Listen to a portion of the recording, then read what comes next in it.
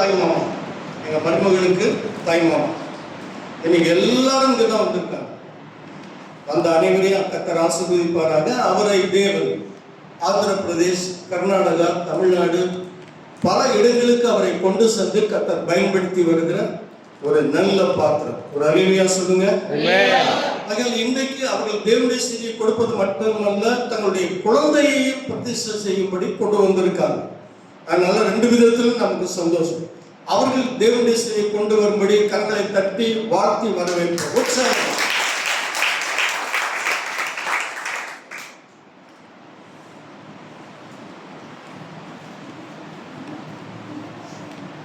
இந்த ஆராதனைக்கு பின்பு நமக்கு திருவிருந்து ஆராதனை உண்டு. திருவிருந்து ஆராதனை முடிஞ்சோன்னா உங்களுக்கு டீ ஸ்நாக்ஸ் அவங்க தான் கொடுக்குறாங்க. அல்லேலூயா, அல்லேலூயா. சந்தோஷமா இருக்கிறீங்களா? சொல்லுங்க ஹல்லேலூயா. நம்முடைய ஆண்டவர் நல்ல ஆண்டவர். எத்தனை பேர் ஆமேன் சொல்ல முடியும்?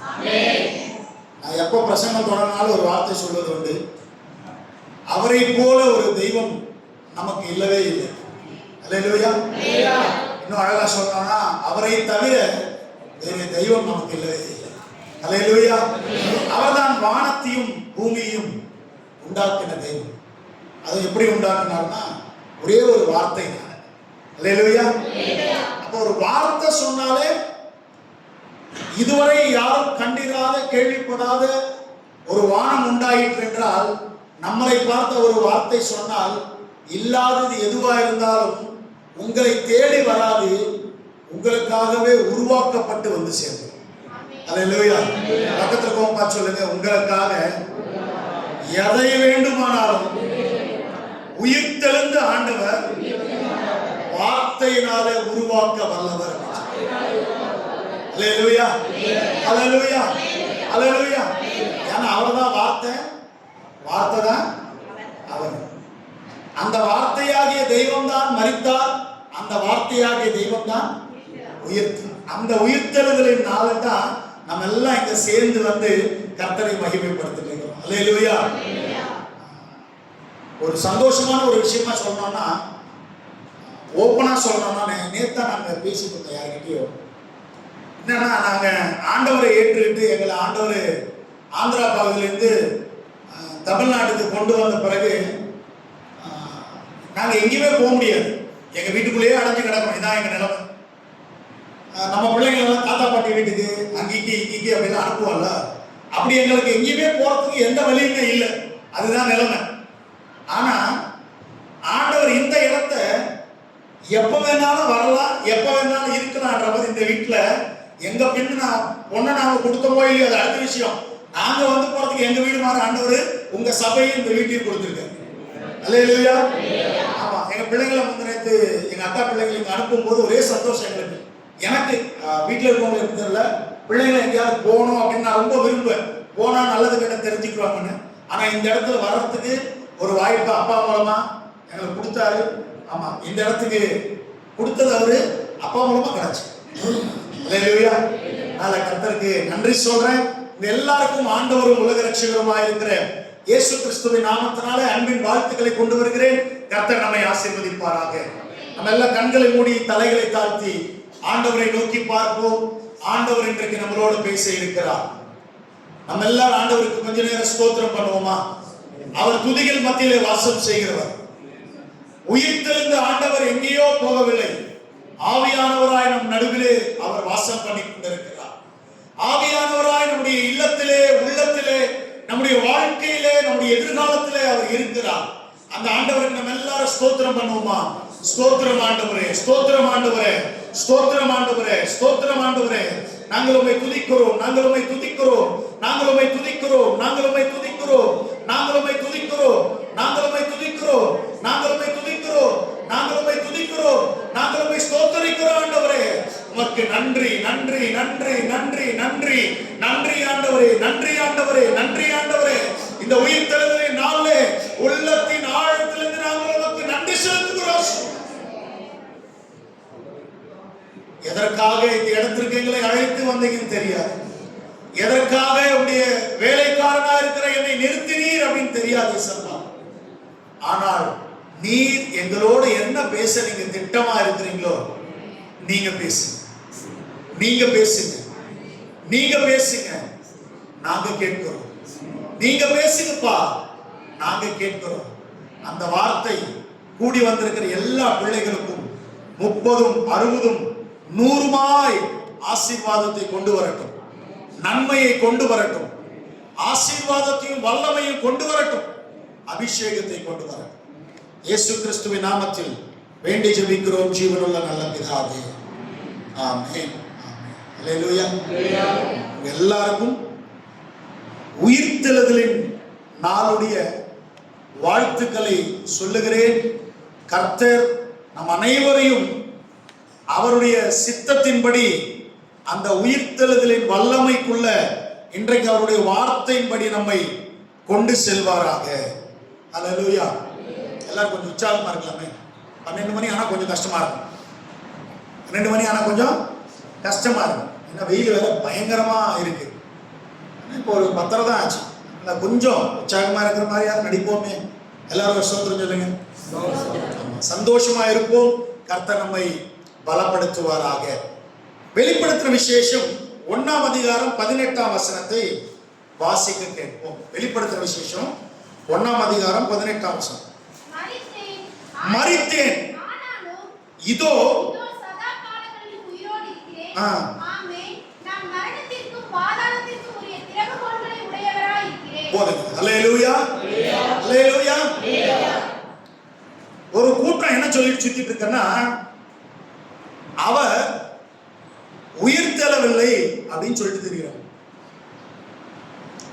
ஏன்னா அவங்க பார்க்கல. அப்ப உள்ள இருக்கிற நம்மளாம் பார்த்தோமா? சொல்லுங்க. உள்ள இருக்கிற நம்ம யாராவது உயிர்த்தெழுந்ததை பார்த்தோமா? அப்ப ஏன் அவர் உயிர்த்தெழுந்தார் உயிர்த்தெழுந்தார் அப்படின்னு சொல்லிட்டு இருக்கோம்?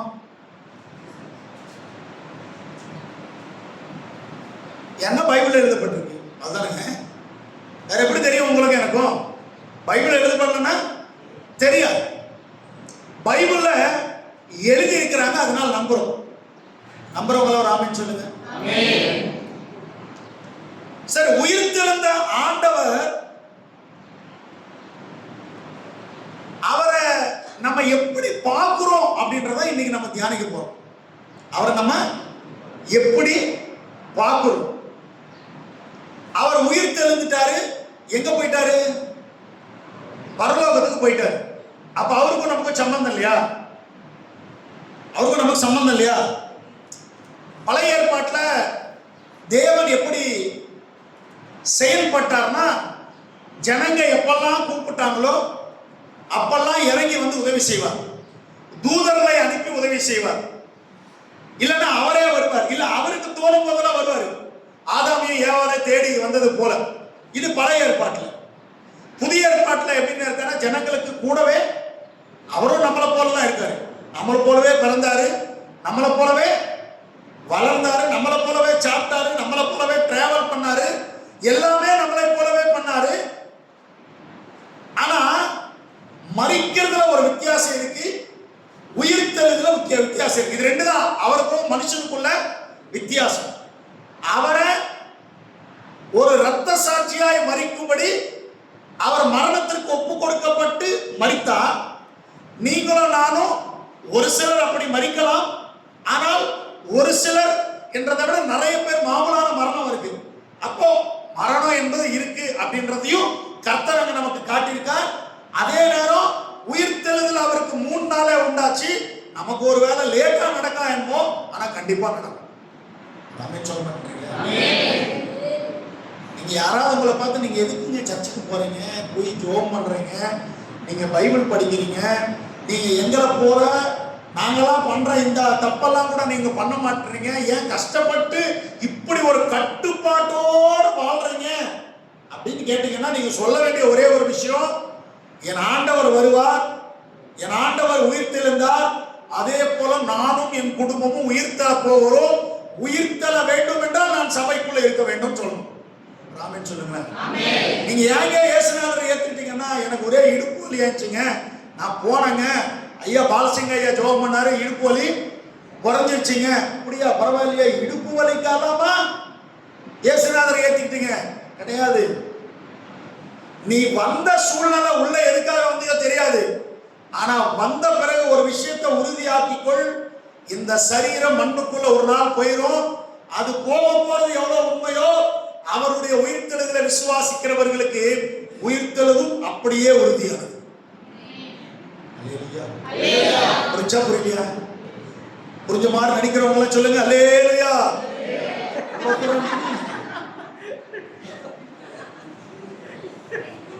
அது நம்மளை பார்த்து இயேசுநாதரை ஏங்க ஏத்திட்டீங்கன்னா, இயேசுநாதரை ஏத்திக்கிட்டா என்ன வருது? உயிர்த்தெழுதல் வருது, பரலோகத்துல இடம் வருது. ஆமென் சொல்லுங்களா? அல்லேலூயா. வேற ஒண்ணுமே கிடையாதுங்க.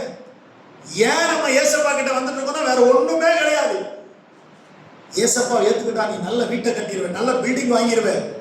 இதெல்லாம் வராதுன்னு நான் சொல்ல, இதெல்லாம் வரும். இதை விட ரொம்ப ஒரு மெயின் முக்கியமான விஷயம் என்னன்னு கேட்டீங்கன்னா இந்த உயிர்த்தெழுதல் தான். இந்த உயிர்த்தெழுதலை இந்த ஈஸ்டர் நாள் மட்டும் கொண்டாடுறது இல்லை. ஒவ்வொரு நாளும் கொண்டாடணும், ஒவ்வொரு நிமிஷமும் கொண்டாடணும், ஒவ்வொரு நொடியும் உள்ள ஓடிக்கிட்டே இருக்கணும். நான் ஆராதிக்கிறவர் மரித்தவர் அல்ல, மரித்தாலும் சதா காலங்களிலும் என்னோடு கூட இருக்கிறார். அல்லேலூயா, அல்லேலூயா. சரி, இப்போ இவர் உயிர்த்தெழுந்தார். எத்தனை பேர் சொல்றீங்க இயேசுநாதர் செத்துட்டாரு அப்படின்னு? அவரே சொல்லிட்டாருங்க நான் மரித்தேன் அப்படின்ட்டு. அவர் செத்து போனாரா இல்லையா? கொஞ்சம் பேசுங்களேன். ஏங்க இயேசுநாதரை சிலுவையில் அடிச்சு முடிச்சு விட்டாங்களா இல்லையா? உயிர்த்தெழுந்தாரா இல்லையா? அல்லேலூயா சொல்லுங்க. அவர் சொல்றாரு எப்ப நான் மரிக்காமலாம் இல்ல, நான் மரித்தேன். ஆனாலும் ஃபர்ஸ்ட் நம்ம தெரிஞ்சுக்க வேண்டியது உயிர்த்தெழுதல் அப்படின்ற வேர்ட்ல நமக்கு என்ன கிடைக்குது? உயிர்த்து, அது பிரிங்களா? உயிர்த்து, எல்லாரும் சொல்லுங்க உயிர்த்து, உயிர்த்து எழுதல். அப்ப என்ன? அப்ப உயிர்த்து அப்படின்ற போது அதுக்கு முன்னாடி ஏதோ நடந்திருக்கு. என்ன நடந்திருக்கு? செத்து போயிருக்கு. என்னங்க? செத்து போயிருக்கு. செத்து போன பிறகுதான் என்ன வருது? பிறக்கிறது வேற, உயிர் தெழுகிறது வேற. நான் உங்களை பார்த்து சொல்றேன், உங்க வாழ்க்கையில என்ன விஷயம் செத்து போன மாதிரி இருக்கோ இன்னைக்கு உயிர் தர போகுது. ஆமென் சொல்லுங்களேன். அல்லேலூயா. இனி முடிச்சுங்க, இதுதான் வாழ்க்கை. இனி இந்த வட்டத்துல தான் நான் வாழணும், இதுதான் என் சூழ்நிலை, இவ்வளவுதான் அடக்கம் பண்ணிட்டீங்க உங்க வார்த்தையினால. நான் இன்னைக்கு கர்த்தருடைய ஊழியக்காரனை சொல்றேன், உண்மைதான். அடக்கம் ஆயிருச்சு, முடிஞ்சிருச்சு, இனி வாய்ப்பே கிடையாது அப்படின்னு நினைச்சிருக்கீங்களா? ஆண்டவர் சொல்றாரு, என்னால அதை உயிரோடு எழுப்ப முடியும், ஏனென்றால் நான் உயிரோடு எழுந்தேன். அல்லேலூயா, அல்லேலூயா. தாவீதுடைய வாழ்க்கை என்னன்னா, அவங்க சகோதரர்கள் எல்லாரும் என்ன ஆயிட்டாங்கன்னா செட்டில் ஆயிட்டாங்க. அவங்க எல்லாம் ஒரு லிமிட்ல என்ன ஆயிட்டாங்க? செட்டில் ஆயிட்டாங்க. அவங்க எல்லாம் யாருன்னா கவர்மெண்ட் ஜாப், அவங்க எல்லாம் கவர்மெண்ட் ஜாப். தாவீதுடைய ஜாப் என்ன? கொஞ்சம் பேசுங்க. ஆடு மேய்க்கிறது. அப்ப அவர் எங்க லிமிட்ல நின்றாரு? ஆடு மேய்க்கிறதே என் லைஃப் முடிஞ்சிருச்சு, இதுதான் எண்டு அப்படின்னு நினைச்சாரு. ஆனா எண்டு அப்படின்னு முடிச்ச இடத்துல தான் கர்த்தர் ஒரு புது ஸ்டார்டிங் கொடுத்தாரு, ஒரு புது பிகினிங் கொடுத்தாரு. அல்லேலூயா. பக்கத்துல பார்த்து சொல்லுங்க, முடிஞ்சிருச்சு நினைச்சிருக்கீங்களா? உங்க பார்வைக்கு இது வரைக்கும் முடிஞ்சதுதான், ஆனா அவர் பார்வையில இப்பதான் ஸ்டார்ட் ஆகுது அப்படின்னு சொல்லு. அல்லேலூயா, அல்லேலூயா, அல்லேலூயா. நான் எப்பவுமே எங்க அப்பாவை பார்த்து நாங்கெல்லாம் பேசிக்கிட்டே இருப்போம். மனுஷன் 16 வயசு மாதிரி, நானும் திரும்ப கூட அப்படிலாம் ஓட மாட்டேன். அவரு பாட்டு ஓடிக்கிட்டே இருக்காரு. எங்க வீட்டுல எங்க அம்மா எங்க அக்காவுக்கு பேசுவாங்க, இந்த படிக்கட்டு ஏறதுக்குள்ள இடுப்பெல்லாம் உடஞ்சு போகுதுரா அப்படின்ட்டு. ஆனா அவர் மட்டும் பாத்தீங்கன்னா ஏதோ மான் குதிக்கிற மாதிரி குதிச்சு ஓடுங்கிற நாளைக்கும் கிடைக்கும். என்னன்னா அவங்க அந்த உயிர்த்தெழுதின் வல்லமையை உள்ள உடையதா உணர்றாங்க, அதனால ஓட முடியுது. ராமேன் சொல்லுங்க. என்ன சொன்னாங்க அப்பா ஆரம்பிக்கும் போது? என்ன சொன்னாங்க? உயிர்த்தெழுதல்னால என்ன நினைச்சாமா? சும்மா இருந்தவங்க என்ன பண்ணாங்களா? அதுக்குள்ளே மறந்துட்டீங்களா? என்ன சொன்னாங்க? ஓட ஆரம்பிச்சாங்களா? சொன்னாங்களா இல்லையா? பக்கத்துல பார்த்து சொல்லுங்க, நீங்க இன்னைக்கு ஓட போறீங்க. இப்ப சர்ச்சில் இருந்து கிடையாது, இப்ப சர்ச்சில் இருந்து கிடையாது, உங்க வாழ்க்கையில ஓட போறீங்க அப்படின்னு சொல்லுங்க. அல்லேலூயா. ஓட சொல்லிட்டாரியா பிரதர், ஓடிட்டு ஓடிடாது யாரும். அல்லேலூயா. கர்த்தர் நல்லவர். ஆமென். உயிர்த்து எழுது. முடிஞ்சிருச்சு அப்படின்ற இடத்துல எல்லாருமே என்ன பண்றாங்கன்னா முடிஞ்சிருச்சு அப்படின்னு சொல்லிட்டு இயேசுநாதரை கொண்டு போய் அடக்கம் பண்ணிட்டாங்க. எல்லாருடைய பார்வையில் என்னதான் முடிஞ்சிருச்சு. ஆனா ஒரு கூட்டத்துக்கு மட்டும்தான் விசுவாசம் இருக்கு. என்னன்னு தெரியுமா? முடியல. எந்த கூட்டத்துக்கு தெரியுமா? அவரை யார் அடிச்சாங்களோ, அவரை யார் துன்பப்படுத்தினாங்களோ, அவரை யார் வேதனைப்படுத்தினாங்களோ அவங்கதான் உள்ள வச்சு பெரிய டோரை போட்டு சங்கிலியை போட்டு செக்யூரிட்டி நிப்பாட்டாங்க. பக்கத்துல உட்கார்ந்து சொல்லுங்க, உங்களை பத்தி உங்களுக்கு இருக்கிற விசுவாசத்தை விட விசுவாசம் தான் ஜாஸ்தி. அதுக்குதான் உன்னை தடை பண்றான். ஆனாலும் சொல்லுங்க, எல்லாரும் சொல்லுங்க, ஆனாலும் எனக்கு உயிர்த்தெழுதல் உண்டு, என் பிரச்சனைக்கு உயிர்த்தெழுதல் உண்டு, என் பலவீனத்துக்கு உயிர்த்தெழுதல் உண்டு, என்னுடைய எதிர்காலத்திற்கு உயிர்த்தெழுதல் உண்டு. எப்பயாவது யோசிச்சீங்களா, ஏன் சாத்தான் நம்மளை தடை பண்றான்? நம்மளை தடை பண்றதுனால அவனுக்கு என்ன லாபம்? ஏன் அவன் ஏதாவது அக்ரிமெண்ட் போட்டிருக்கான்? இந்த கம்பெனியில வேலைக்கு போகும்போது அக்ரிமெண்ட் எழுதிப்பாங்களே, 1 வருஷம் வேலை செய்யணும், 4 வருஷம். அவன் நம்மளை தொந்தரவு பண்ண, அவன் நமக்கு துன்பம் கொடுக்க, அவன் நமக்கு தொல்லை கொடுக்க என்ன காரணம் கேட்டீங்கன்னா ஒண்ணுமே கிடையாது. நீங்களும் நானும் எங்க உயிர்த்தெழுந்துருவோமோன்னு பயம். அதுக்குதான் கட்ட பாக்குறான், அதுக்குதான் தடையை கொண்டு வர்றான், அதுக்குதான் நமக்கு வான வாசலை மூடுறான். ஆனா மறந்துடாதீங்க, அவன் எத்தனை வாசலை மூடினாலும் கண்டிப்பா ஆண்டவருடைய நேரம் வரும் பொழுது நாம் உயிர்த்தெழுந்து விடுவோம். அல்லேலூயா, அல்லேலூயா. உங்களை பார்த்து சொல்றேன், உங்களுடைய கடன் பிரச்சனைகள் உங்களை செத்து போனது போல மாத்திருக்கலாம். ஆனா கடவுள் சொல்றாரு, உன் எண்ணத்துல முடிஞ்சிருச்சுப்பா, என் எண்ணத்துல நான் உயிர்த்தலை செய்ய போகிறேன் அப்படின்னு. அல்லேலூயா. வேலைக்காக நினைச்சிருக்கிறேன், இனி அவ்வளவுதாங்க, என் சம்பளம் இதான், என் உயர்வு இதான், என் நிலைமை இதான், இதுதான் அப்படின்னு நீங்க ஒரு எண்டு கார்டு போட்டுருக்கலாம் உங்க வாழ்க்கையில். என்ன கார்டு? எண்டு கார்டு என்னது? முடிவு. அவ்வளவுதாங்க, இதுதாங்க என் ஸ்டாண்டர்டு, இதுதாங்க என் நிலைமை, இதுதாங்க என் குடும்பம், இதுல தாங்க அட்ஜஸ்ட் பண்ணி இருக்கணும், இதுதாங்க அப்படின்னு நினைச்சிருக்கீங்களா? இதுதாங்க நீங்க நினைக்க தப்பில்லை. அவர் சொல்றாரு, இது கிடையாது, இதை விட ஒரு பயங்கரமான துவக்கம் நமக்காய் காத்திருக்கு அப்படின்னு. அல்லேலூயா. அது எப்படி வரும், எங்கிருந்து வரலாம் தெரியாது, ஆனா வந்தே தீரும். எப்ப தெரியுமா? அந்த உயிர் தெளிந்த ஆண்டவரை நீங்களும் நானும் முழுமையாய் விசுவாசிக்கும் போது, முழுமையாய் அந்த விசுவாசத்துக்குரிய அறிக்கையை நம்ம செய்யும் பொழுது, விசுவாசத்துக்குரிய காரியங்களை வாயில சொல்லிக்கிட்டே இருக்கணும். எப்பவும் உன்னதமானதை பேசணும், எப்பவும் உயர்ந்ததை பேசணும், எப்பயும் மகிமையானதை பேசணும். அப்பதான் அந்த உயிர்த்தெழுதலின் வல்லமையை நாம உணர்ந்துகிட்டே இருக்கும். அல்லேலூயா. சரி, இந்த இயேசப்பா உயிர்த்தெழுந்தப்போ ஒரு சில காரியங்கள் நடந்துச்சு. நம்ம எல்லாருக்கும் தெரிய வசனங்கள்லாம் சொல்ல தேவையில்லை. எல்லா 4 சுவிசேஷம் தேடி பார்த்தா கடைசி வசனங்கள்லாம் எழுதப்பட்டிருக்கு. மத்தேயு 28ஆம் அதிகாரம் 6ஆம் வசனத்தில் எழுதப்பட்டிருக்கு, அவர் இங்கே இல்லை. என்னங்க வாசிங்களா ஒரு வாட்டி? அவர் பக்கத்தில் சொல்லுங்க, அவர் இங்கே இருக்கிறார் அப்படின்னு சொல்லுங்க. அல்லேலூயா. அவர் இங்கே இல்லைன்னு எழுதப்பட்டிருக்கு. ஆனா நம்ம என்ன சொல்லணும்? அவர் இங்கே இருக்கிறார். எங்க இருக்கிறாரு? அவர் இங்கே இருக்கிறார். அவர் உண்மையாவே கல்லறையில் இல்லை. ஏன்னா நான் 3 நாள் உண்மையாவே ஆண்டவரை அடக்கம் பண்ண இடத்துல போய் இருந்தேன். இஸ்ரேல் தேசத்துல அந்த இடத்துல நாங்க போய் 3 நாள் பார்த்துக்கிட்டே இருக்கோம். இங்க 3 நாள் இருக்க மாதிரி அவர் தான் அங்க இல்லையே. அவர் எங்க இருக்காரு?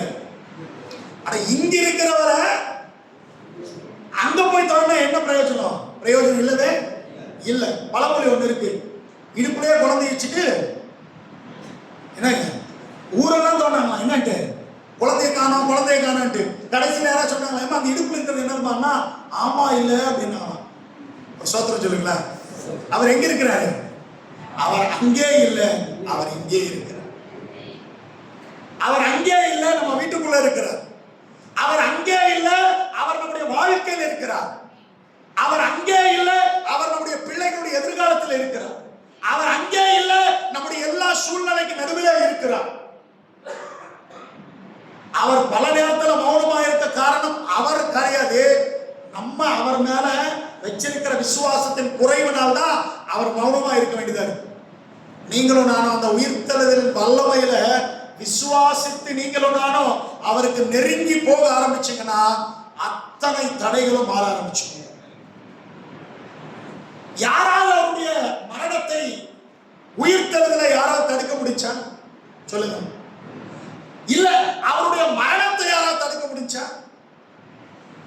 அவருடைய மரணத்தை யாராலும் தடுக்க முடியல. அதே போலதான் உனக்கு வர்ற சூழ்நிலைய, உனக்கு வர்ற பிரச்சனைய, உனக்கு வரப்போற போராட்டத்தை, உனக்கு வந்திருக்கிற இந்த கஷ்டத்தை யாரும் தடுக்க மாட்டாங்க. அதே போல அவர் உங்களுக்கு கொடுக்க போற ஆசீர்வாதத்தின் உயிர்த்தெழுதலை கூட யாராலும் தடுக்க முடியாது. புரிஞ்ச மாதிரி நடிச்சவங்கள ஒரு அல்லேலூயா சொல்லுங்க. ஸ்தோத்திரம்.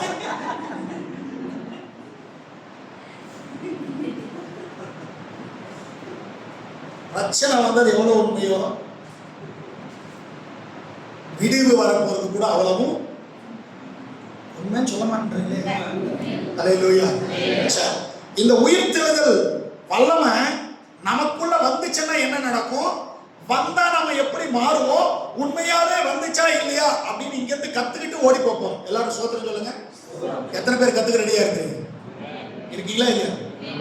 ஃபர்ஸ்ட் உயிர்த்தெழுதல் ஆண்டவருக்கு வரும்போது என்னாச்சுன்னா,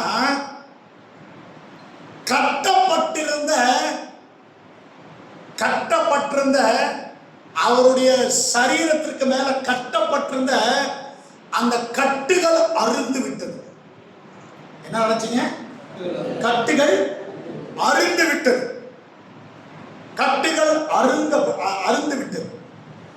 நான் இன்னைக்கு உங்களை பார்த்து சொல்றேன், உயிர்த்தெழுதலின் வல்லமை நமக்கு மேல வரும் பொழுது என்ன ஆகுன்னா கட்டுகள் அறுந்து போயிடும்.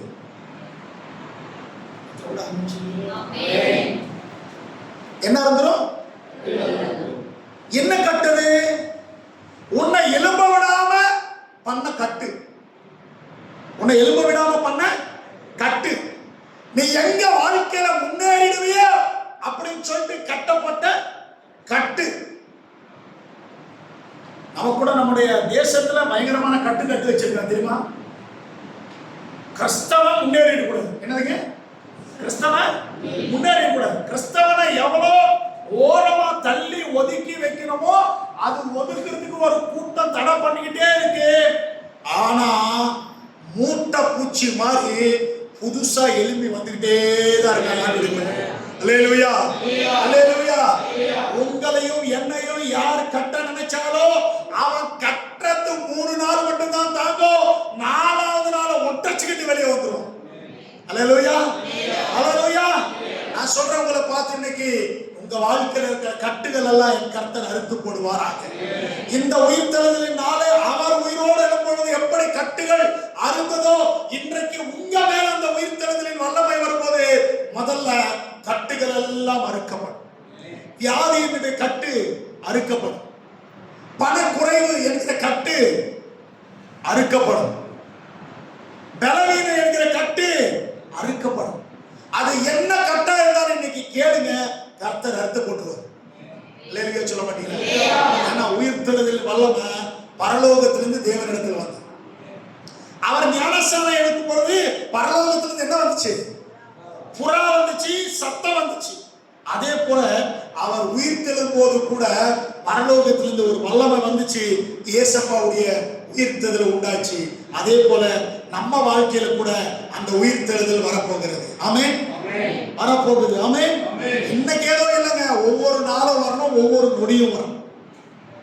ஒவ்வொரு நாளும் வரணும், ஒவ்வொரு நொடியும் வரணும். இயேசுநாதருடைய சீஷர்கள் எத்தனை பேருங்க? 12 பேர் தான் நமக்கு தெரிஞ்சது. பைபிள் நல்லா வாசிங்கன்னா எத்தனை பேர் தெரியுமா?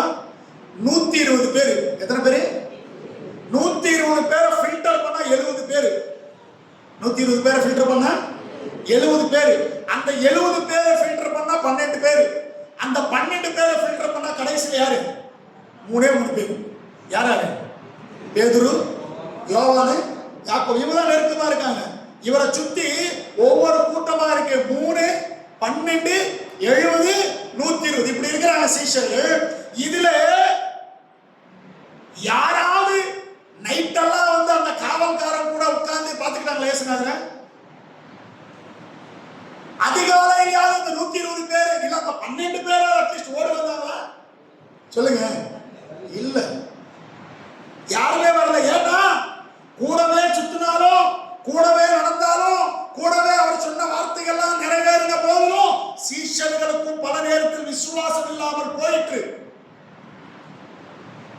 நீங்களும் நானும் சீஷர்களை விட ஒரு படி மேலானவர்களாய் கர்த்தருக்கு முன்னாடி வாழ்ந்து காட்டணும். ஆமென் சொல்லுங்க. பைபிள்ல மத்தேயு 8ஆம் அதிகாரத்துல பாத்தீங்கன்னா 100க்கு அதிபதினு ஒரு மனுஷன் இருக்கான். அந்த மனுஷனுடைய விசுவாசத்தை பார்த்து யார் ஆச்சரியப்பட்டாங்க தெரியுமா? இயேசுநாதர் ஆச்சரியப்பட்டாரு. நான் உங்களை பார்த்து சொல்றேன், அந்த உயிர்த்தெழுதலின் வல்லமை உங்க வாழ்க்கையை மாத்தோன்ற நீங்க எவ்வளவு ஆழமா விசுவாசிக்கிறீங்களோ அவ்வளவு உன்னதமான மகிமை உங்கள் மேல் இறங்கி வந்து கட்டுகளை அறுத்துவிடும். ரெண்டாவது என்ன நடந்துச்சு அப்படின்னா, அவர் மரணத்தை ஜெயித்தவராய், சமஸ்கிருதத்திலும் தெலுங்குல எப்படி இருக்குன்னா மிருத்யம் செய்யுடு அப்படின்னு சொல்லுவோம். என்னதுங்க கேட்டிருக்கீங்க அந்த வார்த்தை? மிருத்யம் செய்யுடு அப்படின்னு சொல்லுவோம். அவர் மரணத்தை ஜெயித்தார், வென்று விட்டார். மரணத்தை வென்று விட்டார். இந்த உயிர்த்தெழுதலின் வல்லமை வரும்போது கட்டு மட்டும் அறக்கிறது இல்ல, மரணத்தை ஜெயிச்சிரும். என்னன்னா அவர் மரணத்தினால அவரை கட்டி வச்சாங்க, இனி அவர் வரக்கூடாதுதான் கட்டி வச்சாங்க. ஆனா அவர் எழும்போது கட்டுகள் அறுக்கிறது மட்டும் இல்ல, இனி அவருக்கு மரணம் இல்லை. பக்கத்துல பார்த்துங்க, இனி உங்களுக்கு பிரச்சனை இல்லை அப்படின்னு சொல்லி முடிவுக்கு வந்துருச்சு. முடிவுக்கு வந்துருச்சு. இனி அவர் மரணத்தை வென்றதை போல இனி நீ வென்று கொண்டே இருப்ப. அல்லேலூயா, அல்லேலூயா. அதையும் நம்ம விசுவாசிக்கணும். என்ன பண்ணுங்க?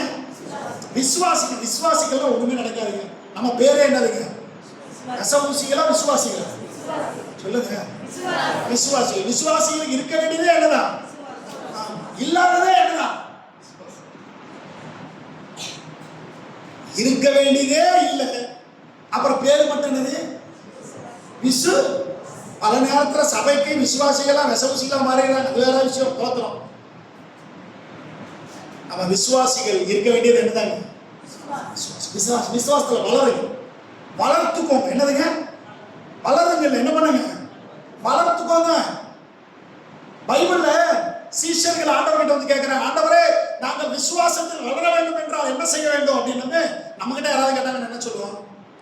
ஒரு 21 நாள் ஃபாஸ்டிங் போடுங்க. நம்ம தெரிஞ்சது தானே. நல்லா உட்கார்ந்து ஜெபம் பண்ணுங்க, ஆட்டோமேட்டிக்கா விசுவாசம்.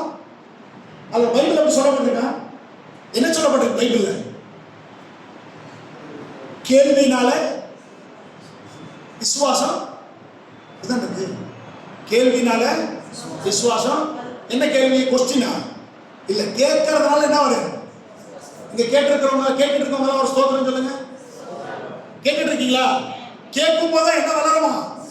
விசுவாசம். வசனத்தை கேட்கணும், சாட்சிகளை கேட்கணும், அற்புதங்களை கேட்கணும். நிறைய பேரு இங்க ஸ்டேஜ்ல என்ன பேசுறாங்கன்னு கேள்விக்கணும் தெரியாது, ஏன்னா கேட்க மாட்டாங்க. கண்ணு மட்டும் தான் இங்க இருக்கும், மைண்ட் எங்கேயோ சுத்திக்கிட்டு இருக்கும். ஒரு சிலர் வல்லமையா தூங்குவாங்க, சர்ச்சுக்குள்ள வந்து வல்லமையா தூங்குவாங்க. அது பல நேரத்தில் இங்க நிக்கிறவங்களோட பிரச்சனைனால கூட இருக்கும், அது வேற விஷயம். ஆனா கேட்கறதுக்கு கொஞ்சம் நம்ம என்ன பண்ணணும் தெரியுமா? அர்ப்பணிக்கணும். கேட்கும் போது என்ன வரும் தெரியுங்களா? விசுவாசம். கேட்கறத உணர்றதுனால என்ன ஆகும் தெரியுமா? விசுவாசம் பெருகும். ஆண்டவர்கிட்ட போய் கேட்டவங்க, ஆண்டவரே நீங்க போய் நல்லா உட்கார்ந்து ஜெபம் பண்ணுங்க, கண்டிப்பா உங்களுக்கு விசுவாசம் வளரலாம் சொல்ல. என்ன சொன்னார் தெரியுமா? பிராக்டிஸ் பண்ண சொன்னார். எல்லாரும் சொல்லுங்க, பிராக்டிஸ். அவர்கிட்ட போய் கேட்கிறாங்க, ஆண்டவரே எங்களுக்குள்ள விசுவாசம் வளர வேண்டும் என்றால் நாங்கள் என்ன செய்ய வேண்டும்? அவர் சொல்றாரு, ஒண்ணு இல்லப்பா, நீ கடிகளவு விசுவாசம் தான் அந்த மலையை பார்த்து என்ன சொல்றா தெரியுமா? ஆண்டவரே கடுகளவுக்கு விசுவாசம் வரும்படி நீ சர்ச்சுக்கு எதிர்க்க இருக்கிற கடையில போய் கடுகு வாங்கிட்டு சொல்ல. கடுகளவுக்கு விசுவாசம் இருந்தா மலையை பார்த்து பெய்து போனாரா, உனக்கு விசுவாசம் இருக்கா இல்லையா செக் பண்ணுப்பா, பிராக்டிஸ் பண்ணுப்பா. நீ சொல்ல சொல்ல கண்டிப்பா அந்த மலை ஒரு நாள் தகர்ந்து போயிடும். உடனே நடக்காது சில நேரத்துல, ஆனா நடக்கும். அப்படின்னு சொல்லுங்களா? அப்ப நம்ம என்ன பண்ண தெரியுமா? அந்த விசுவாசத்தை நம்முடைய வார்த்தையினால பிராக்டிஸ் பண்ணணும். விசுவாசத்தினால வார்த்தையை சொல்லிக்கிட்டே இருக்கணும். என் வாழ்க்கையில் இந்த காரியம் முடிஞ்சிருச்சு, மாறிடுச்சு, மாறவே மாறாது, மாறவே மாறல, ஆனாலும் மாறுதுன்னு சொல்லிட்டே இருக்கணும், மாறிடும்.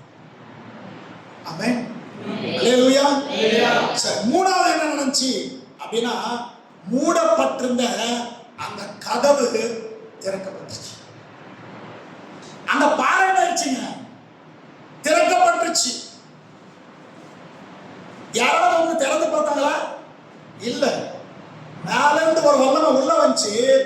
உள்ள வந்த வல்லமை இந்த சங்கதிகளை அறுத்து அந்த தடைகள் எல்லாம் என்ன பண்ணுச்சு தெரியுங்களா? தூக்கி எரிஞ்சிச்சு. ஒரு வாட்டி உயிர்த்தெழுதலின் வல்லமை மேல வந்துருச்சுன்னா நமக்கு முன்னாடி மூடப்பட்டிருக்கிற கதவுகள்லாம் திறக்கும். அதை யாரும் தடுக்க முடியாது. நம்ம எல்லாமே உணர்ந்திருப்போம். சில நேரத்தில் நம்மளை ஆண்டவர் நடத்துகிற பாதைகளை நினைக்கும் போது வருத்தம் வந்தது உண்டு. உண்மையா இல்லையா? சொல்லுங்க. ஏங்க இப்படி எல்லாம் நடக்குது? ஒண்ணுமே புரியலைங்க. கை கட்டினது வாய் கெட்டாத மாதிரி இருக்குங்க அப்படின்னு உணர்ந்திருக்கும். இன்னொரு பக்கம் யோசிச்சு பார்த்தீங்கன்னா இப்படி எல்லாமா நடத்துவார் ஆண்டவர், அதையும் உணர்ந்திருக்கும். நான் சொன்ன ரெண்டாவது உணர்ந்தவங்க ஒரு ஸ்தோத்திரம் சொல்லுங்க. உணர்ந்திருக்கீங்களா? இப்படியுமா நடத்துவாரு? இப்படியும் ஒரு வழி இருக்கா? இப்படியும் ஒரு நடந்திருக்கா? நடக்கலையா?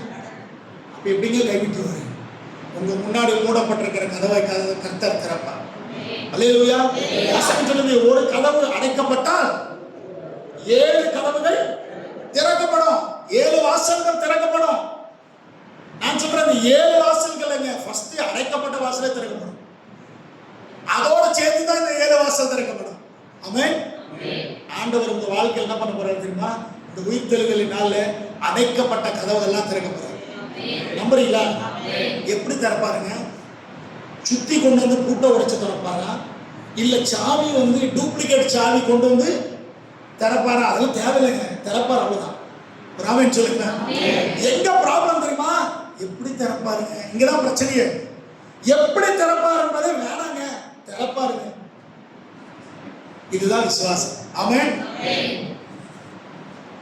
எப்படி திறப்பாருன்னு கேள்வி கேட்டீங்கன்னா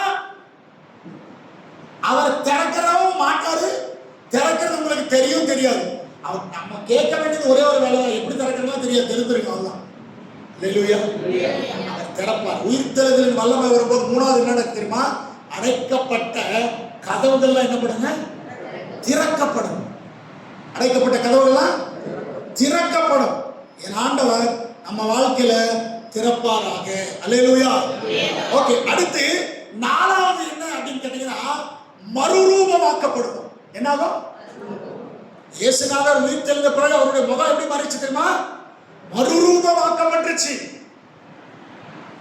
மறுரூபம் வந்துடும். உங்களை பார்த்து சொல்லுவாங்க, என்னங்க நேத்துமா வரைக்கும் ஒரு மாறு இருந்தீங்க, என்னங்க இன்னைக்கு ரொம்ப வித்தியாசமா தெரியுதுங்களே, உங்க முகம் அப்படியே ஜொலிக்குதுங்க, என்ன கிரீம் போட்டீங்க அப்படிலாம் கேட்க மாட்டாங்க. என்ன சோப் போட்டீங்கலாம் கேட்க மாட்டாங்க. ஏன்னா அந்த வெளிச்சம் கிடையாது. இது வேற வெளிச்சம், இது வேற மறுரூபம். உங்களை பார்க்கிறவர்கள் உங்களை பின்பற்றி சபைக்குள்ள உட்கார்ந்துரும்.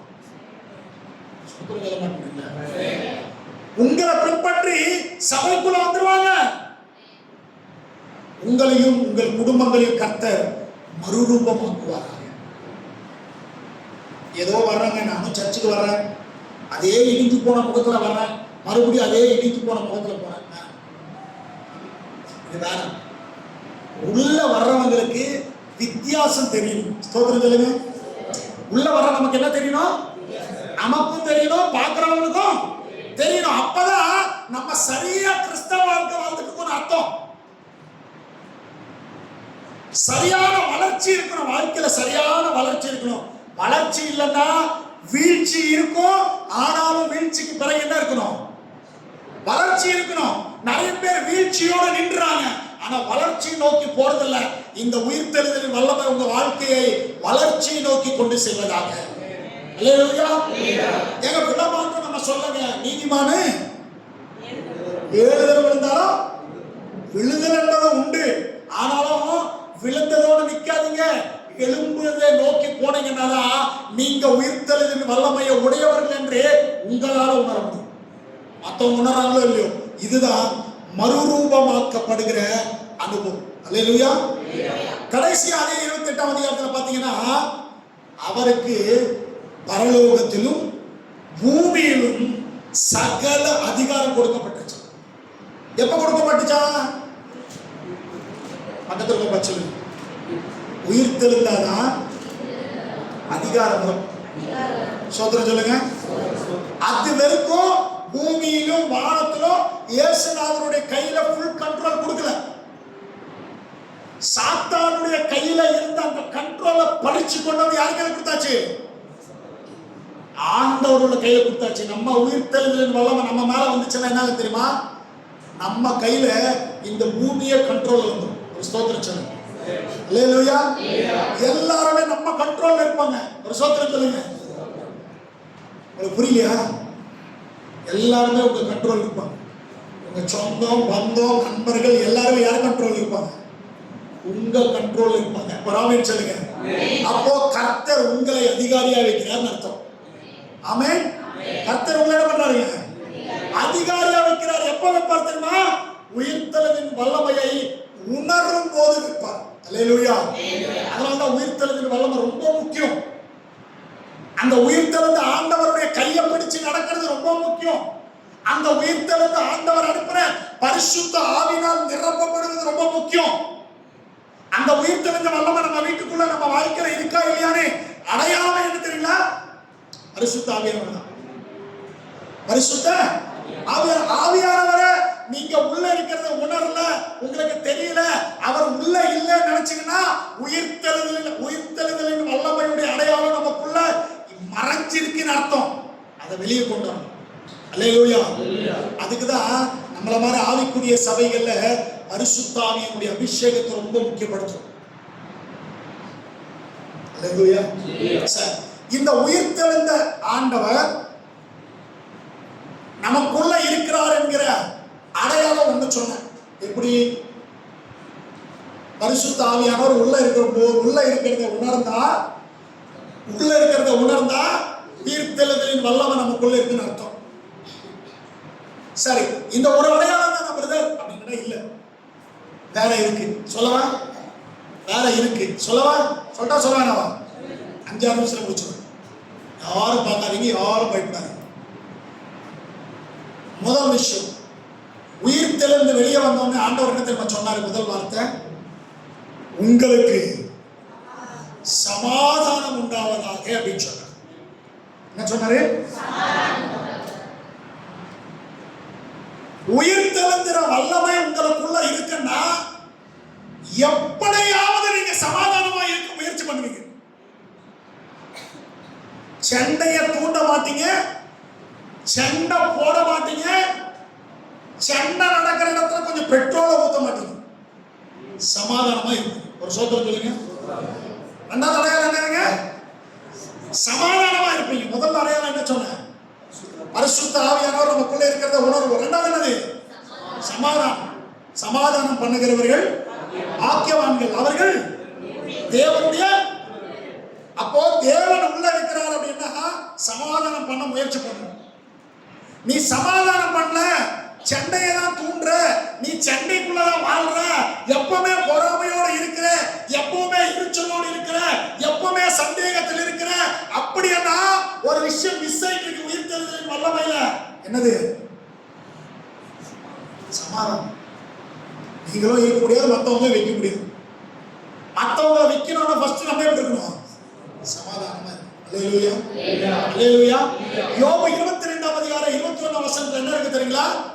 நீங்கள் அவரோடு பழகி சமாதானமாய் இருங்கள் அப்படின்னு. என்னங்க? நீங்கள் அவரோட பழகினா உங்களுக்கு சமாதானம் வரும் அப்படின்னு. நீங்கள் அவரோட பழகி சமாதானமா இருங்கள். சமாதானத்தை உங்களுக்கு நான் வைத்து கொண்டு போகிறேன் அப்படின்னு சொன்னாரா? சமாதானத்தை வைத்து போகிறேன், என்னுடைய சமாதானத்தை கொடுக்கிறேன், உலகம் கொடுக்கிற பிரகாரம் இல்ல. அப்ப சமாதானம் எங்கதான் இருக்கு? பூமியில தான் இருக்கு. சமாதானம் எங்க இருக்கு? நமக்குள்ளதான் இருக்கு. அந்த சமாதானத்தின் அடையாளம் தான் உயிர்த்தெழுதலின் வல்லமை. அந்த உயிர்த்தெழுதலின் வல்லமை உனக்குள்ள இருந்தா நீ சமாதானமா இருப்ப. ஆமென் சொல்லுங்க. என் ஆண்டவர் நம்மை சமாதானமாய் நடத்தட்டும். நம்ம குடும்பங்கள் சமாதானமா இருக்கட்டும், நம்ம இருதயம் சமாதானமா இருக்கட்டும், நம்ம வாழ்க்கை சமாதானமா இருக்கட்டும். என் ஆண்டவர் அப்படிப்பட்ட சமாதானத்திற்குள்ள நம்மை அழைத்து செல்வாராக. அல்லேலூயா. மூணாவது அடையாளம் என்ன தெரியுமா? ஆண்டவர் நம்மளை பார்த்து சொல்றாரு. என்ன தெரியுமா? பயப்படாதீங்கன்றாரு. என்னதுங்க? பயப்படாதீங்கன்றாரு. நம்மள என்ன பண்றது தெரியுமா?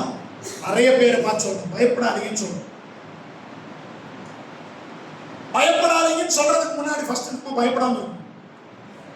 நம்ம என்ன பண்ணக்கூடாது? பயப்படாம இருக்கணும். நிறைய பேருக்கு பயம் என்ன தெரியுமா? உயிர்த்தெழுதல் உண்மையோ இல்லையோ பயம். என்ன பயம்? அவங்களுக்கு என்ன பயம்? இயேசுநாதரை பார்த்து கூட தானே சுத்துறாங்க. அவங்களுக்கே ஒரு சந்தேகம், அவங்களுக்கு ஒரு பயம். நிறைய நேரத்துல உயிர்த்தெழுதல கூட நிறைய பேர் பயந்துகிட்டே அதை உணர முடியாம போயிட்டு இருக்கு. நீங்களும் நானும் பயப்படாமல் இருக்கணும். ஆமென் சொல்லுங்க. எந்த விஷயத்துக்கும் பயப்படக்கூடாது. ஏன்னா உயிர்த்தெழுந்தவர் எங்க இருக்கிறாரு? அங்கே இல்லை. எங்க இருக்குது? இங்கே இருக்கிறார். அங்கே இல்லை, இங்கே இருக்கிறார். இங்கே இருக்கிறதுனால பயப்பட தேவையில்லை. உனக்கு பயமே வராம இருக்கா? நீ பயப்படாமே இருக்கிறியா? பயம் வந்தாலும் அதை ஜெயிக்கிறியா? அப்போ உயிர்த்தெழுதல் வல்லமை உனக்குள்ளதான் இருக்குன்னு அர்த்தம். அல்லேலூயா. பயம் வராதுன்னு சொல்ல. பயம் வராதுன்னா பயப்படாதுன்ற வார்த்தை தேவையில்லையே. பசிக்கலன்ற சோறு தேவையில்லையே. தாகம் எடுக்கலன்னு தண்ணி தேவையில்லையே. இதெல்லாம் வரதுனால தான் தேவை. அதே போல பயம் வரும். ஆனா பயத்தை ஜெயிக்க வேண்டும். அது ஜெயித்தென்றால் உயிர்த்தெழுதலின் வல்லமை உனக்கெல்லாம் இருக்குன்ட்டு நீ புரிஞ்சுக்கிட முடியும். அல்லேலூயா. அடுத்த விஷயம் என்ன நடந்துச்சு அப்படின்னா, அவங்க எல்லாரையும் கர்த்தர் என்ன பண்றாருன்னா ஒரு இடத்திற்கு சேர்க்கிறார்.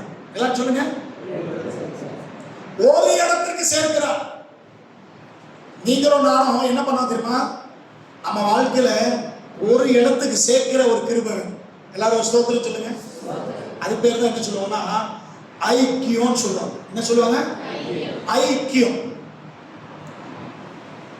ஐக்கியம் வந்துடும். என்ன வந்துடும்? ஐக்கியம் வந்துடும். எல்லா சூழ்நிலை அட்ஜஸ்ட் செய்யணும். எல்லா சூழ்நிலை பிளெக்சிபிளா மாறிடும். வருத்தம் வரும், வேதனை வரும், கோபம் வரும், எல்லாமே வரும். அது கொஞ்ச நேரத்துல போயிடும். ஒரு ஸ்தோத்திரம் சொல்லுங்க. இதெல்லாம் வராதுன்னு சொல்ல மாட்டேன், வரும். வந்தாலும் என்ன வந்துடும் தெரியுமா? ஐக்கியம் வந்துடும். ஐக்கியம் வரணும்னா அர்த்தம் என்ன தெரியுமா? வந்துச்சுன்னா அர்த்தம் என்ன தெரியுமா? நமக்குள்ள உயிர்த்தெழுதலின் வல்லமை இருக்குன்னு அர்த்தம். ஒரு ஸ்தோத்திரம் சொல்லுங்க. ஐக்கியமா நம்மளால இருக்க முடியலன்னு அர்த்தம் என்ன தெரியுமா? உயிர்த்தெழுதலின் வல்லமை மிஸ் ஆயிட்டு இருக்கும்னு அர்த்தம். என் ஆண்டவர் நம்மை ஐக்கியப்படுத்துவாராக, ஒருமனப்படுத்துவாராக, ஒருமுகப்படுத்துவாராக. சரி, கடைசியா இந்த உயிர்த்தெழுதலின் வல்லமை வந்த பிறகு அது வரைக்கும் சொல்லாத ஒரு வார்த்தையை கர்த்தர் சொன்னார். என்ன சொல்றது தெரியுமா? நீங்கள் புறப்பட்டு போய் சகல ஜாதிகளையும். அது வரைக்கும் அந்த வார்த்தை சொன்னாரா? உயிரோடு இருக்கும்போது 33 வருஷம் சொன்னாரா? சொல்ல. அவர் மரித்து உயிரோடு எழுந்த பிறகுதான் என்ன சொல்றாரு தெரியுமா? சுவிசேஷம் சொல்ல சொல்றாரு. ஒரு ஆமென் சொல்லுங்க. உங்களுக்குள்ள சுவிசேஷம் சொல்லணும்ன்ற பாரம், உங்களுக்குள்ள ஆத்தும பாரம், உங்களுக்குள்ள ஆத்துமாவை குறித்து தாகம் இருக்குன்னா உயிர்த்தெழுதலின் வல்லமை நமக்குள்ள இருக்குன்னு அடையாளம். அல்லேலூயா. பாரம் இருக்கா? நம்ம இருக்கிற கிராமங்கள்ல, நம்ம இருக்கிற பகுதியில, நம்ம சுத்தி இருக்கிறவங்களுடைய ரட்சிப்புக்காக நீங்களும் நானும் எவ்வளவு ஜெபம் பண்றோம், எவ்வளவு கண்ணீர் சிந்துறோம், எவ்வளவு யோசிக்கிறோம், அதற்காக எவ்வளவு பிரயாசப்படுறோம். இதெல்லாம் நம்ம படல, இதெல்லாம் எனக்கு தோணல. என் வீட்டுல அடுத்த வேளை சாப்பாடு, வீட்டு வாடகை, அது இது மட்டும்தான் எனக்கு. அதெல்லாம் வராதுன்னு சொல்ல. அதெல்லாம் வரும். அந்த யோசனைலாம் வரும். அந்த யோசனை எப்படி வருதோ அப்படியே என் கூட வேலை பார்க்கிறவங்க, என் கூட படிக்கிறவங்க, என் கூட இருக்க ஃப்ரெண்ட்ஸ், அவர்களும் பரலோக ராஜ்யத்துக்கு வர வேண்டும், ரட்சிப்பு அடைய வேண்டும் என்ற சுவிசேஷம் சொல்லணும், அவர்களுக்காக ஜெபிக்கணும் என்கிற பாரம் உனக்குள்ள வந்துச்சுன்னா உயிர்த்தெழுதலின் வல்லமை நமக்குள்ள இருக்குன்னு சொல்லி அர்த்தம். அல்லேலூயா. இருக்கா இல்லையா? இருந்த மாதிரி இருக்கு அப்படின்ற மாதிரி ஒரு சிலர் இருக்காங்க. அப்பப்ப வந்து போகுது அப்படின்னு சொல்ற மாதிரி ஒரு கூட்டம் இருக்கிறாங்க. அதுக்கும் எனக்கும் சம்பந்தமே இல்லைன்ற மாதிரி இன்னொரு கூட்டம் இருக்கு. எந்த கூட்டத்தில் இருக்கு? எப்பவுமே இருக்கணும். ஆமென் சொல்லுங்க. உயிர்த்தெழுந்தவர் என்ன சொன்னா சதா காலத்தில். என்னங்க? காலையில, மத்தியானம், சாயந்தரம், நைட்டு, மிட் நைட்டு, அதிகாலை, எல்லா நேரத்திலும் சதா காலமும் சதா நேரமும் அவர் எங்க இருக்கிறாரு? அந்த உயிர்த்தெழுந்த ஆண்டவர் உள்ள இருக்கு. அந்த உள்ள இருக்கிறவரை நீங்களும் நானும் யூஸ் பண்ணிக்கிட்டே இருக்கணும். ஸ்தோத்திரம் சொல்லுங்க. பேசிக்கிட்டே இருக்கணும். ஸ்தோத்திரம் சொல்லுங்க. உணர்ந்துகிட்டே இருக்கணும். ஸ்தோத்திரம் சொல்லுங்க. அதுதான் உயிர்த்தெழுதலின் வல்லமையுடைய அதிகாரம். என் ஆண்டவர் அந்த உயிர்த்தெழுதலுடைய மகிமைக்குள்ள நம்மை கொண்டு செல்வாராக. எல்லாம் எழுந்திருக்கலாமா?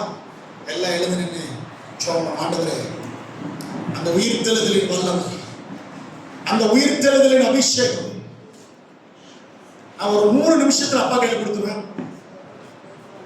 எல்லா ஜோபனி எனக்கு அந்த உயிர்த்தெழுதலின் வல்லமை வேணும். அவர் கொடுத்துட்டாரு, நம்ம உணர்றதா ப்ராப்ளம். அவர் கொடுக்கல நான் சொல்ல, எல்லாருக்கும் மேலே இருக்கு. எத்தனை பேர் ஆமென் சொல்வீங்க? எல்லாருக்கும் மேல அந்த வல்லமை இருக்கு, ஆனா உணர முடியல. இன்னைக்கு அந்த உணர்வுக்குள்ள கர்த்தர் கொண்டு போவாராக.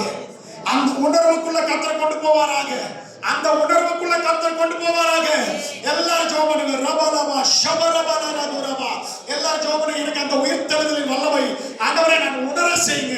எனக்காக ஏற்கனவே அந்த உயிர்த்தெழுதலின் வல்லமை என் மேல அனுப்பிட்டீங்க, என் குடும்பத்துக்கு மேல அனுப்பிட்டீங்க, என் சரீரத்துக்கு மேல அனுப்பிட்டீங்க, என் ஆத்துமாவுக்கு மேல அனுப்பிட்டீங்க. ஆனா என்னால உணர முடியாம போயிடுச்சு, என்னால கவனிக்க முடியாம போயிடுச்சு. என்ன உணர வைக்க ஒரு வாட்டி உங்களுடைய அபிஷேகத்தின் தைலத்தால, ஒரு விஷயம் பரிசுத்த ஆவியானவருடைய அபிஷேகத்தினால என்னை நிரப்பி உணர வைங்க. கட்டுகள் அறுக்கப்படட்டும், தடைகள் மாற்றப்படட்டும். எல்லா கரங்களை தட்டி எனக்கு உயிர்த்தெழுதலின் வல்லமை வேணும். எனக்கு அந்த உயிர்த்தெழுதலின் வல்லமை வேண்டும் ஆண்டவரே. ஓ ரபலபா ஷகதரபா ஹத்துரபா. உயிர்த்தெழுதலின் வல்லமை. அந்த உயிர்த்தெழுதலின் வல்லமை வரும் பொழுது உங்க பலவீனமே உங்களுக்கு பலவீனமா தெரியாது. உன் பிரச்சனை ஒரு பிரச்சனையாவே தெரியாது. உன் கஷ்டம் ஒரு கஷ்டமாவே தெரியாது. உன் போராட்டமாவே தெரியாதுங்க. கேளுங்க, என்னை அப்படி ஒரு ஆழமான உயிர்த்தெழுதலின் அனுபவத்தில் கொண்டு போங்க. என்னை அப்படி ஒரு ஆழமான உயிர்த்தெழுதலின் வல்லமைக்குள்ள கொண்டு செல்ல.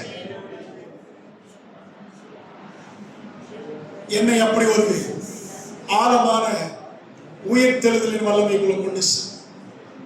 இரக்கமுள்ள ஆண்டவரே, நீர் எங்களோடு பேசின வார்த்தைகளுக்காய் ஸ்தோத்திரம்.